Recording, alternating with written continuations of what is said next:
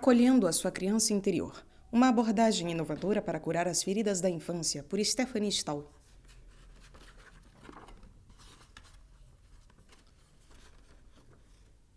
A tradução é de Maurício Mendes e Vanessa Rabel, editora assistente, canal Le Conde. Caros ouvintes, caso gostem do que aqui será lido, por favor, adquiram o livro. E caso gostem do meu trabalho, possam, devam e queiram auxiliá-los, se é possível, via Pix, PayPal, Apoia-se Vaquinha. Centavos serão muito bem-vindos. Também é possível comprar livros que chegarão até mim pela lista de desejos da Amazon. E também é possível tornar-se membro aqui do canal. Os links estão todos no descritivo. Muito obrigada a todos pela presença. Por favor, curtam, compartilhem, comentem, inscrevam-se no canal, caso já não tenham feito, pois isso também faz muita diferença em termos de engajamento e é gratuito. Não custa nada, não é verdade? Mais uma vez, obrigada pela presença. Eu desejo a todos uma boa escuta. Capítulo 12. Descubra a sua criança sombra. Nas próximas páginas, vamos descobrir sua criança sombra. Já deve ter ficado claro que esse é um passo crucial para que você consiga mudar suas configurações e aqueles comportamentos que vivem lhe causando problemas. Ou seja, tudo se resume a reconhecer as suas influências negativas. Depois vamos falar sobre suas influências positivas e sua criança sol. Sei que estou exigindo muito ao pedir que você discorra sobre a sua criança sombra e seus sentimentos angustiantes quando ainda nem chegamos à metade do livro. Não poderíamos exercitar primeiro a criança sol para que você tenha uma base forte e recursos suficientes para poder encarar os seus problemas? É que faz parte da psicológica do conceito geral partir da criança sombra e só então avançar para a criança sol, e não o contrário. Quando conhecemos e compreendemos nossa criança sombra, temos a chance de promover nossa criança sol para que ela possa guiar e aplacar de forma amorosa a nossa criança sombra. Exercício. Identifique suas crenças. Para este exercício, você vai precisar de uma folha A4. Na parte interna da capa do livro há um exemplo que pode ser útil. Você pode se guiar por ele.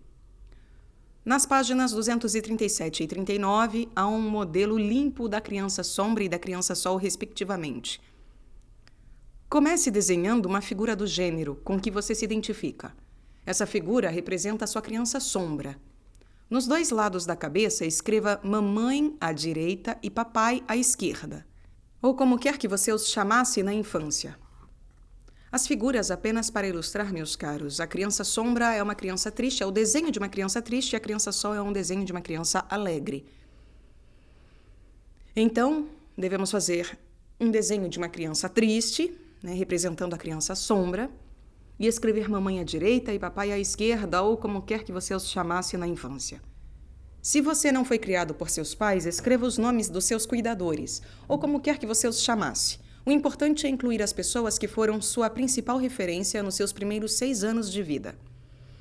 Recomendo que você faça de modo mais simples, limitando-se às pessoas que realmente foram as mais próximas, sem incluir toda a sua família. 1.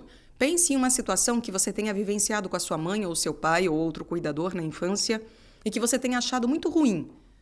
Talvez você tenha se sentido invisível, magoado ou humilhado, seja porque essa pessoa não esteve ao seu lado quando você precisou dela, seja porque você se sentiu de uma maneira que os seus desejos e as suas necessidades não foram percebidos ou levados a sério.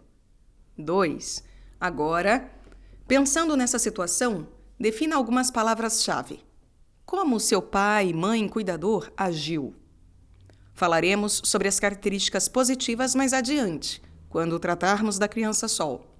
Algumas palavras que você pode usar para caracterizar esse modo de agir negativo do seu pai, mãe, cuidador podem ser frio, implicante, exagerado, carente, superprotetor, indiferente, fraco, permissivo, submisso, incoerente, dependente, egocêntrico, desequilibrado, mal-humorado, imprevisível, controlador, medroso, pretensioso, arrogante, inflexível, incompreensivo, pouco empático, ausente, escandaloso, agressivo, sádico, despreparado. São apenas exemplos. 3. Agora procure identificar se você tinha um determinado papel a desempenhar na família. Esse papel costuma ser uma espécie de dever implícito. Muitas crianças, por exemplo, sentem que devem ser o orgulho da família. Outros sentem que devem atuar como mediador entre o pai e a mãe. Outras ainda se sentem na obrigação de ser a confidente da mãe ou sentem que têm a função de fazer os pais felizes, etc. Pense novamente em determinadas situações que tenham acontecido na infância e nas quais você não tenha se sentido muito bem. E reflita sobre o papel que foi delegado a você. 4. Você pode escrever também frases negativas que os seus pais ou cuidadores diziam. Por exemplo, você é igualzinho ao seu tio Zé. Você só sabe falar e não faz nada. Por sua causa eu sou infeliz. Espera só o seu pai chegar em casa. Olha só como fulano é esforçado, totalmente diferente de você. Você nunca vai ser alguém na vida. Anote tudo isso junto dos respectivos cuidadores. Em seguida, trace uma linha ligando mãe e pai ou os nomes dos seus cuidadores passando por cima da sua cabeça e escreva nela quais foram os aspectos mais difíceis do relacionamento deles. Digamos, brigavam muito, quase não se falavam, mamãe era quem mandava, se separaram. 5. Com tudo isso anotado, mergulhe em si mesmo e faça contato com a sua criança sombra, permitindo-se sentir bem lá no fundo o que o comportamento de seus pais ou cuidadores suscita em você. Trate de descobrir suas convicções mais profundas, que assumem a forma de crenças negativas. Quais convicções negativas o comportamento dos seus pais suscitou em você durante sua infância? Não se trata das convicções que seus pais queriam incutir em você, mas daquelas às quais você chegou por conta própria quando era criança. Como eu disse, crianças quase não conseguem se distanciar e observar o comportamento dos pais de forma crítica e associam o comportamento deles a si próprias, seja ele bom ou mau. Se a mãe em geral é boazinha e está sempre bem-humorada, a criança entende que a mãe está contente com ela e lhe quer bem. Se a mãe em geral é estressada e irritada, a criança entende que é um peso para ela. Na maioria dos casos, a criança, de alguma maneira, sente que é responsável pelo humor da mãe, ou dos pais ou cuidadores, e é a partir daí que ela desenvolve suas crenças internas. A seguir, há uma lista de frases que podem ajudar você a descobrir suas crenças pessoais. Há muitas outras possibilidades que não estão na lista. Ela deve servir somente como fonte de inspiração para que você consiga descobrir as próprias crenças. Como eu disse, o primeiro passo é se concentrar nas crenças negativas. As boas vão vir depois. É importante que as crenças sejam formuladas assim: eu sou, ou eu não sou, eu consigo, eu não consigo, eu posso, eu não posso, e sempre depois do verbo, eu sou, eu não sou, há uma lacuna. Eu consigo, há uma lacuna. Eu não consigo, lacuna. Então, eu sou um peso, ou eu não sou boa. Exemplos, etc. Mas elas também podem expressar suposições gerais sobre a vida, como, por exemplo, homens são fracos, relacionamentos amorosos são perigosos, toda discussão leva à separação. Estou triste não expressa uma crença.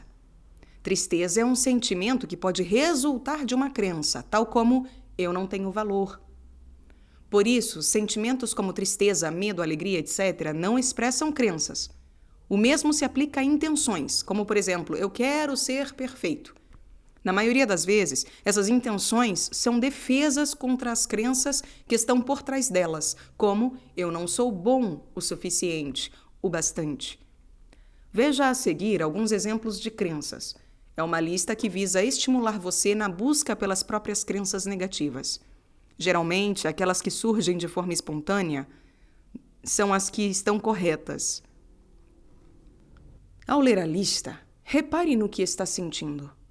Quais crenças suscitam algo em você?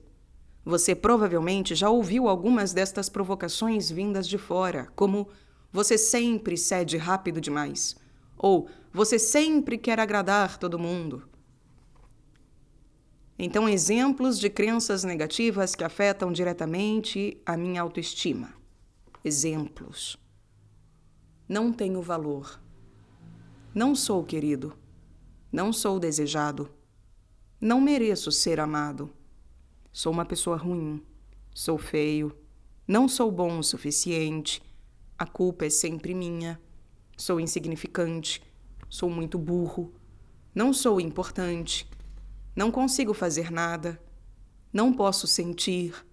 Nunca sou atendido. Não sou ninguém.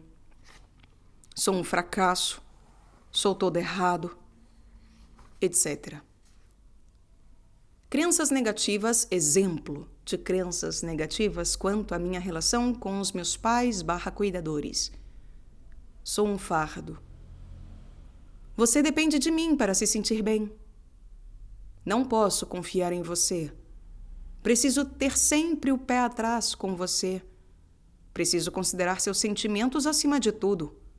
Sou inferior a você. Preciso cuidar de você. Sou mais forte que você. Sou impotente. Sou indefeso. Estou à sua mercê. Você não me ama. Você me odeia. Sou uma decepção para você. Sou indesejado, etc. Exemplos de crenças negativas que representam uma solução, estratégia de autoproteção para o meu problema com os meus pais/cuidadores. Eu tenho que ser bonzinho e obedecer. Eu não devo me defender. Eu tenho que fazer tudo certo. Não devo ter vontade própria. Preciso me adequar. Tenho que fazer tudo sozinho. Tenho que ser forte. Não posso demonstrar fraqueza. Tenho que ser o melhor. Tenho que tirar boas notas. Tenho que ficar ao seu lado para sempre. Tenho que atender às suas expectativas. Não posso me desligar de você, etc. E exemplos de crenças negativas gerais. Mulheres são fracas. Homens são maus. O mundo é ruim, perigoso. Nada é de graça nessa vida. Nada nunca vai dar certo. Falar não adianta nada. Confiar é bom, ter controle é melhor, etc. Anote essas crenças na barriga do seu desenho. Observe a ilustração na parte interna da capa do livro. As crenças negativas são as causas de todos os seus problemas, exceto aqueles provocados por algum golpe do destino. Ou seja, se você tem um problema no trabalho, em seu relacionamento ou em seu estilo de vida, ou se você sofre de ansiedade, depressão ou alguma compulsão, a verdadeira causa está nas suas crenças. Elas são o erro em seu sistema operacional. E por mais específicos e complicados que pareçam à primeira vista, quando você observar seus problemas mais de perto, verá que todos podem ser reduzidos à mesma estrutura básica. O objetivo deste livro é ensinar a reconhecer e mudar essa estrutura. Depois que você anotar as suas crenças negativas, escreva quantas quiser, avançaremos para o próximo passo. Exercício: sinta sua criança sombra. A ideia deste exercício é procurar sentir de forma consciente o que suas crenças negativas suscitam em você. Afinal, são esses os sentimentos que, de uma hora para outra, nos metem em grandes enrascadas emocionais. Isso significa que, quando você estiver agindo no modo criança sombra e uma crença como "eu nunca vou conseguir fazer isso" estiver ativada em você, o sentimento correspondente a essa crença vai puxá-lo para baixo. Quanto mais rápidos e melhores formos em reconhecer os sentimentos que nos tomam, melhor vamos conseguir controlá-los ou fazer com que apareçam com menos frequência. Todos os nossos sentimentos, alegria, amor, vergonha, angústia, tristeza, etc., se expressam em nosso corpo em alguma medida. Você certamente já passou pela experiência de o coração acelerar, os joelhos ficarem bambos e as mãos tremerem quando ficou com medo. Outros sentimentos menos intensos que o medo também se revelam por sensações físicas, pois, do contrário, não seríamos capazes de percebê-los. Muitas pessoas sentem o luto, por exemplo, com um nó na garganta ou um aperto no peito. Já a alegria é sentida como uma espécie de formigamento. É assim que cada sentimento se traduz no corpo, mesmo que muitas vezes não percebamos de forma tão consciente, já que não estamos acostumados a prestar atenção nessas sensações. Você pode perceber isso agora mesmo. Basta se lembrar de algum acontecimento muito bom, uma situação na qual se sentiu feliz. Feche os olhos e mergulhe nessa lembrança. revivendo-a com todos os seus sentidos: visão, audição, olfato, paladar, tato. Então perceba o que essa lembrança suscita em sua barriga e em seu peito. Estou me referindo a sensações como calor no peito, frio na barriga ou o coração batendo mais forte. Descubra suas crenças fundamentais. Pegue novamente a lista com as suas crenças e leia frase por frase, melhor ainda se for em voz alta. Identifique até 3 frases que mais afetam você e mais puxam você para baixo. Essas são as suas crenças fundamentais. Outra forma de descobri-las é pensar nas situações que mais lhe causam irritação, mágoa ou arrependimento.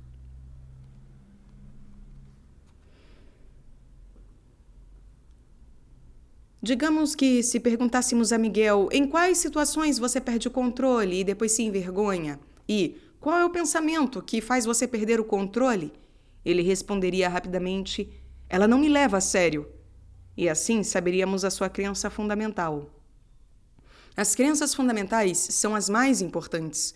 Pode ser apenas uma. As outras crenças costumam ser variações delas. Depois de identificar essas crenças, feche os olhos e se concentre em sua barriga e em seu peito. Perceba qual ou quais sentimentos essas crenças provocam dentro de você. Procure sensações que se expressam no corpo por meio da pressão, calafrios, formigamento, aceleração do batimento cardíaco, etc. É provável que estejam surgindo sentimentos muito familiares. E talvez você sinta que, assim como Miguel e Selma, recai repetidas vezes nesse estado emocional que faz com que você bloqueie, enlouqueça, fracasse, fuja, etc. Ao refletir sobre tudo isso, é bem provável que você se sinta mal e triste, porque está realmente adquirindo consciência de todas as suas influências negativas. Permita que esses sentimentos o alcancem. Eles são importantes para o processo de cura. Basta senti-los um instante para que você os reconheça, e então pode deixá-los passar.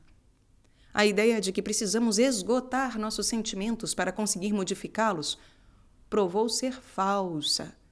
Pelo contrário, não é bom mergulhar em estados emocionais negativos por tempo demais. O motivo de eu pedir a você que embarque nesse sentimento é, primeiro, para que você adquira consciência sobre ele e consiga perceber o mais rápido possível quando estiver escorregando para dentro desse estado emocional. Quanto antes flagrarmos esses sentimentos vindo à tona, melhor vamos conseguir controlá-los. No entanto, se você já estiver bufando de raiva ou o desespero for grande, saiba que esses sentimentos intensos quase não se deixam guiar. O diagnóstico precoce é o pai de todas as medidas preventivas, não só na medicina, como na psicologia. Anote na barriga do desenho da sua criança os sentimentos que você perceber ao realizar este exercício. Como desembarcar de sentimentos negativos? Caso você tenha dificuldade para desembarcar desse sentimento, tente se distrair com outras coisas. Por mais banal que pareça, a distração é um dos métodos mais eficazes para sair de estados emocionais negativos, pois o cérebro não tem a capacidade de fazer várias coisas ao mesmo tempo. Quando você está concentrado numa outra coisa, não é possível sentir dor ao mesmo tempo. Tente se obrigar a prestar atenção no ambiente ao seu redor. Por exemplo, conte 10 objetos azuis ou 10 objetos vermelhos, ou pense, para cada letra do alfabeto, em um país cujo nome comece com essa letra. Outra opção para enxotar os pensamentos ruins é se movimentar, ou dar tapinhas no próprio corpo, ou apenas pular. Nosso corpo e nossos sentimentos estão profundamente ligados. Podemos influenciar nossos sentimentos por meio da nossa postura e de atividade física. Vou retomar esse assunto mais vezes. Um outro exercício que pode ser útil para regular as emoções é se concentrar plenamente no aspecto físico do seu sentimento. Ao sentir medo, por exemplo, repare: meu coração está batendo mais forte. Ou, se estiver de luto, estou sentindo um aperto no peito. Depois, expulse da cabeça todas as lembranças que pertencem a esse sentimento. Elimine-as, apague-as. Concentre-se somente nas sensações físicas e fique nelas. você vai ver, ou melhor, vai sentir como os sentimentos rapidamente se dissolvem. Com esse pequeno exercício de percepção, você pode controlar todos os seus sentimentos, até mesmo a dor de um coração partido.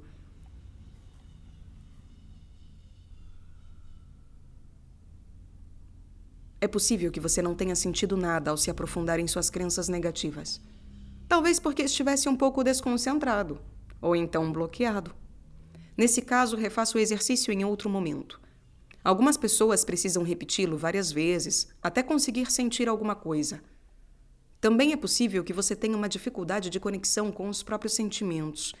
É sobre isso que eu vou falar nas próximas páginas. Apenas caso não tenha ficado claro, queridos, quando ela fala, para observar. Por exemplo, no luto. Estou sentindo um aperto no peito.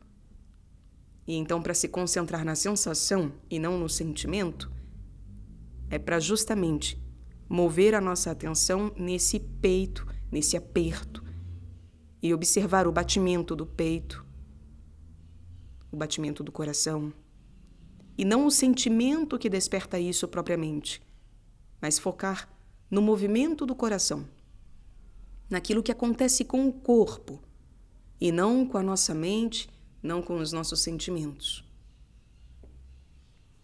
Exercício: a ponte afetiva. A ponte dos sentimentos, ou ponte afetiva, termo cunhado por John Watkins, é mais um exercício que nos ajuda a entender como sentimentos que pertencem ao passado insistem em invadir nosso presente e perturbá-lo. 1. Para começar, evoque uma situação típica da sua vida adulta, a qual se aplique uma das suas crenças fundamentais ou outra crença importante. Uma situação na qual você sempre acabe ficando preso, com pequenas variações de lugar ou de modo de agir, e na qual você experimente essa crença negativa como uma verdade. Por exemplo, uma situação em que você se sinta rejeitado e que confirme a sua crença: eu não sou uma pessoa interessante. Ou uma situação em que você sinta que não foi respeitado e ative a sua crença: sou insignificante. 2. Use todo o poder da sua imaginação e todos os seus sentidos para se colocar na situação escolhida. Se tiver sido muito dolorosa a ponto de você não querer revivê-la, basta que a imagine com um pouco de distanciamento interior ou só uma parte do que aconteceu. O importante é que você consiga evocar o sentimento associado a essa situação e que se permita senti-lo, mesmo que em uma forma menos intensa. E 3. Com o sentimento instaurado, medo ou tristeza, por exemplo, você viaja para um passado ainda mais longínquo, na verdade para suas lembranças mais antigas. Tente determinar há quanto tempo você conhece esse sentimento e qual situação ou quais situações o faz nascer dentro de você. Analise quais atitudes de seus pais ou de outras pessoas fizeram com que você se sentisse assim.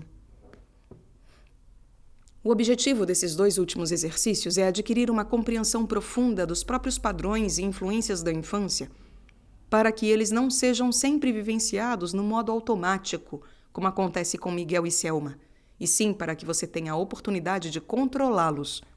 Quanto maior consciência você tiver, mais rápido vai conseguir reconhecê-los e tomar as devidas providências. Uma observação: pessoas que reprimem e pessoas que não sentem. As pessoas com bom acesso aos próprios sentimentos têm muito mais facilidade para refletir sobre si mesmas e resolver seus problemas do que aquelas que os reprimem. E quem reprime os sentimentos e não reflete sobre seus processos emocionais evita refletir sobre si e sobre sua vida. Em geral, por um medo inconsciente de que uma enxurrada de sentimentos negativos venha à tona. Ou seja, habitualmente desvia o olhar de si mesmo. Já outras pessoas até pensam muito sobre si mesmas, mas não têm acesso ao mundo emocional da sua criança sombra, pois ficam presas a teorias. Seja por sua natureza ou por fatores culturais, os homens costumam se identificar mais com a racionalidade, negligenciando os sentimentos. Isso não se aplica a todos, é claro, e também existem mulheres não muito conectadas com seu lado emocional. Mas reprimir sentimentos associados à fraqueza, como tristeza, desamparo e medo, é uma tendência mais masculina do que feminina. Por outro lado, a maioria dos homens percebe muito bem sentimentos associados à força, como alegria e raiva. É assim com Miguel. Ele não percebe a mágoa, um sentimento de fraqueza, que sentiu com o esquecimento de Selma, mas sente a raiva, que é apenas consequência da autoestima ferida. A raiva aparece quando uma necessidade física ou emocional não é atendida. Por milênios, os homens foram socializados de modo a não demonstrar sentimentos nem fraqueza. Apenas recentemente vem surgindo uma conscientização sobre isso. Hoje em dia, os meninos também podem ficar tristes ou com medo, e cada vez menos se ouvem frases infelizes como engole o choro, ou homem que é homem não chora. Além da influência da criação, os homens também têm uma predisposição genética para se desligar dos sentimentos, o que se deve à divisão de tarefas predominante na Idade da Pedra. Se quisessem ser bons na caça, eles tinham que ser capazes de esquecer fraquezas e sentimentos por um tempo. Precisavam ser valentes.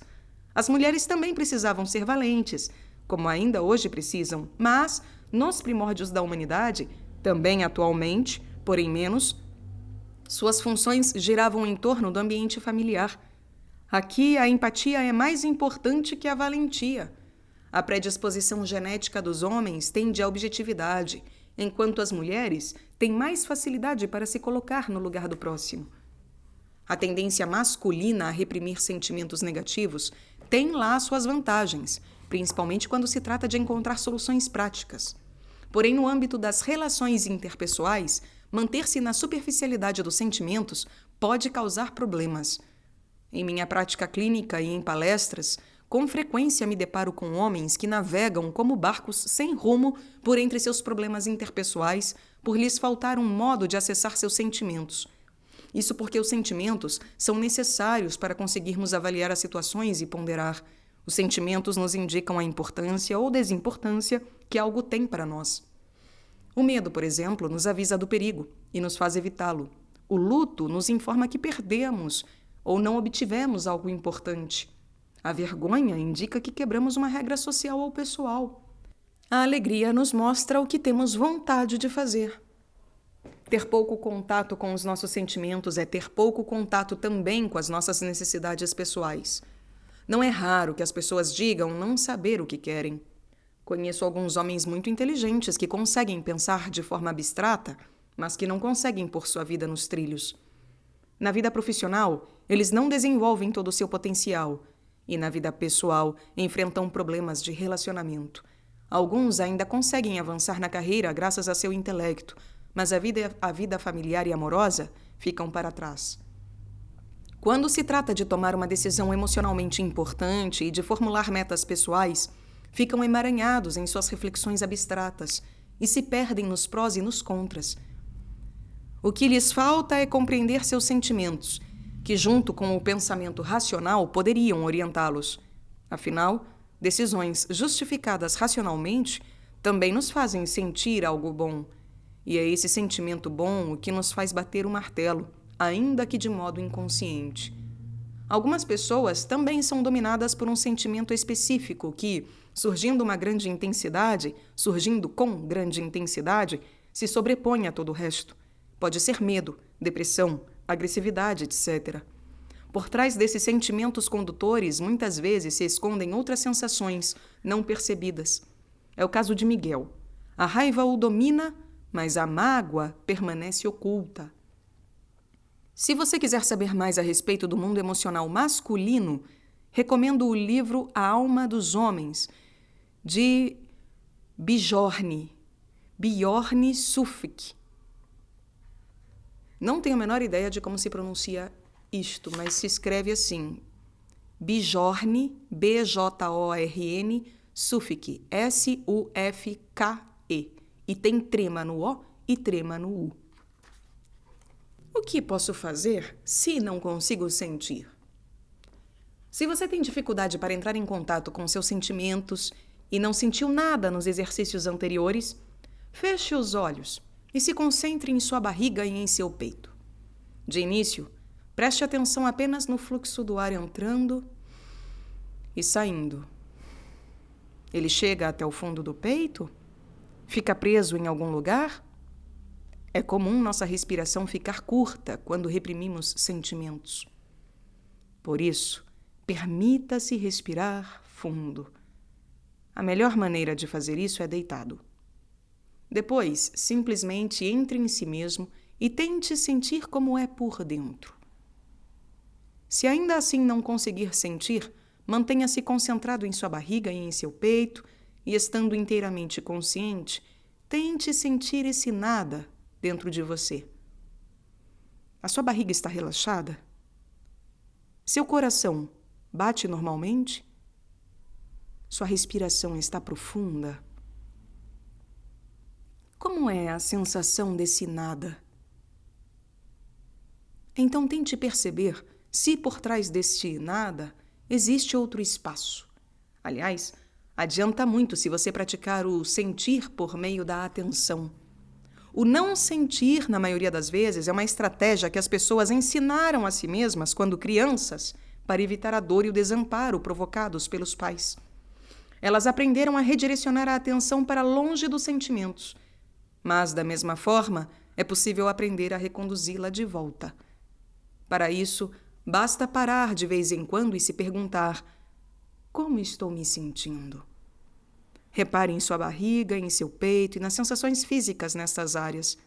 Se, por exemplo, você estiver sentindo um formigamento, uma dor, um aperto, uma pressão, mantenha a atenção nesse ponto. Tente encontrar uma palavra adequada para o que está sentindo. Medo? Tristeza? Vergonha? Raiva? Ou seria alegria? Amor? Alívio? Então você pode fazer uma pergunta a essa sensação física. E essa pergunta é: o que em minha vida provoca esse tremor, essa pressão, essa aceleração do coração? O que provoca essa sensação no meu corpo? Faça essa pergunta a esse sentimento. Faça essa pergunta ao seu sentimento e permita que a resposta surja dessa parte do corpo que você está observando. Você não está procurando uma resposta dentro da sua cabeça ou com o seu ego adulto. A primeira resposta geralmente é a correta, mesmo que pareça absurda num primeiro momento. A resposta também pode vir na forma de uma lembrança ou de uma imagem. Ela vem do seu inconsciente, isto é, da sua criança interior, seja a criança sombra ou a criança sol. Essa técnica permite que você se comunique diretamente com a sua criança interior. Ela é inspirada em um método psicoterapêutico chamado focalização, desenvolvido pelo filósofo e psicólogo americano Eugene Gendlin. Você vai ver que quanto mais direcionar a atenção para seus processos internos, mais fácil será percebê-los. Meditar também ajuda muitas pessoas nisso. Projeção é realidade. O principal ponto que você precisa entender é que as suas crenças negativas não são a realidade, e sim sua realidade subjetiva, moldada, ao menos em parte, pelas falhas da sua criação. Você enxerga as pessoas e a si mesmo pelas lentes das suas crenças, que projetam uma imagem distorcida puramente pessoal. Nosso objetivo aqui é dissolver essa projeção desfavorável e substituí-la por uma que seja melhor e mais realista. Para isso, é indispensável que você separe a criança sombra do adulto sensato dentro de você. Eles não podem mais se misturar o tempo todo em sua percepção. Com a ajuda da sua mente adulta, entenda que as influências negativas da sua criança sombra não são mais do que isto, influências. Você precisa entender que teria tido outras influências, caso seus pais tivessem uma mentalidade diferente, ou mesmo se fossem outras pessoas. Seu adulto interior precisa reconhecer que todas essas pequenas afirmações desagradáveis, as crenças pessoais que você anotou nos exercícios, não expressam nada sobre você ou seu valor, e sim sobre o tipo de criação que recebeu. Se uma das suas crenças é, por exemplo, eu não sou bom o suficiente, a sua mente adulta precisa entender que isso é falso, que você é sim bom o suficiente, apesar dos erros que cometeu. Aliás, grande parte dos erros que cometemos decorre justamente de nossas crenças negativas. Outro exemplo. Se você nutre a crença eu não tenho valor, A sua mente adulta precisa entender que isso é um disparate, porque cada um de nós tem valor.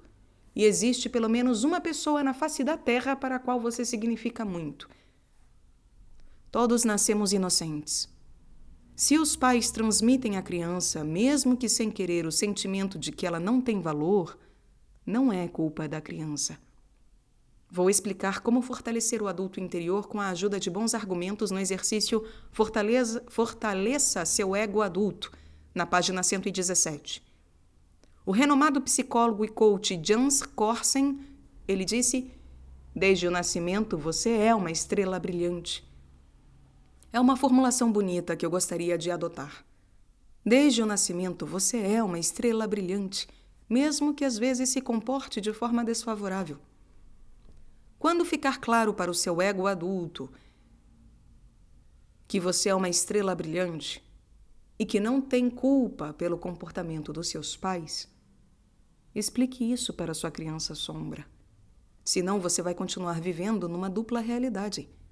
A criança em você vai continuar achando que é pequena e que o mundo se resume a papai e mamãe, ao passo que a parte adulta acha que tudo o que ela pensa e sente é verdade. Isso é o que acontece com todas as pessoas que não desfazem a sua configuração interior, que não refletem sobre suas crenças. Você se lembra da cliente que só aos 58 anos sentiu pela primeira vez que era adulta e que seu algoz estava morto havia muito tempo? A criança dentro dela e a criança em você param no tempo. A criança sombra dessa cliente tinha apenas 5 anos. Quantos anos tem a sua criança sombra? Acredite quando falo que ela está presa numa realidade do passado e que isso influencia significativamente sua maneira de sentir, pensar e agir. Os efeitos das suas crenças são imensos. Projeção é algo traiçoeiro. Projetamos na mente de outras pessoas uma imagem nossa, que é basicamente ditada por nossas crenças. Se nos julgamos legais, então supomos que os outros também nos acham legais. Se nos achamos ruins, projetamos esse julgamento na mente dos outros. Procure perceber quantas vezes você acha que o outro pensa que você é gordo, feio, burro, chato, etc. E como isso prejudica a sua autoestima. Depois imagine que você vive numa ilha deserta. O problema ainda seria tão sério assim? Lá, para a grande maioria de nós, seria totalmente indiferente se fôssemos feios, burros ou chatos, pois não haveria ninguém para perceber. Para nós, tudo gira em torno do que pensamos que os outros pensam. E por trás disso está a estratégia da autoestima espelhada, sobre a qual falamos na página 36. É por isso que vale a pena fazer o exercício de simplesmente olhar para o mundo, ver tudo o que existe e parar de se enxergar com os olhos de outras pessoas, que na verdade são os nossos olhos. Assim enxergamos muito mais coisas e percebemos melhor o que está à nossa volta. Vou falar mais sobre os exercícios que podem ajudar você a fazer as pazes com a sua criança sombra e a acolhê-la no capítulo 16. Agora, vamos nos aprofundar nas estratégias de autoproteção, aqueles comportamentos com os quais tentamos abafar e enfraquecer nossa criança sombra, em geral de modo inconsciente. Como vimos, a criança sombra em si acaba trazendo menos problemas do que essas estratégias que criamos para lidar com ela. E eu gostaria de deixar apenas uma mensagem caso você seja uma pessoa solitária e que realmente acredite que você não tem valor, ou que não é bom o suficiente, e não tenha ninguém para dizer o contrário, ou para demonstrar na sua vida o contrário. Eu tenho este canal e não fosse você que me ouve, não fosse você que faz parte disso, com a sua presença verbal nos comentários, nos e-mails, ou ainda que silenciosa e invisível, não fosse você, o que eu faço não teria sentido por completo. Aqui você tem valor. Pode não ser o valor que você gostaria de reconhecimento. Pode parecer que seja pouco, mas não é. Saiba que não é. a cada um que por aqui passa, não é apenas o número que conta, mas eu saber que, de fato, de alguma forma eu busco servir e ajudar pessoas reais. Então, se as minhas leituras, se esses livros, se as lives, se algo do que eu faço faz diferença na sua vida, então saiba, a sua vida tem valor. E você é bom o suficiente. Talvez não no que você gostaria e da forma como gostaria. Mas para mim, para o meu trabalho, para a minha vida, você tem valor. Um valor que não é meramente quantitativo, mas sim qualitativo. Porque se o que eu faço faz alguma diferença, ainda que mínima, então é porque a sua vida vale a pena. E porque você é bom o suficiente para fazer com que a minha vida também valha a pena. Meu muito obrigada por isso.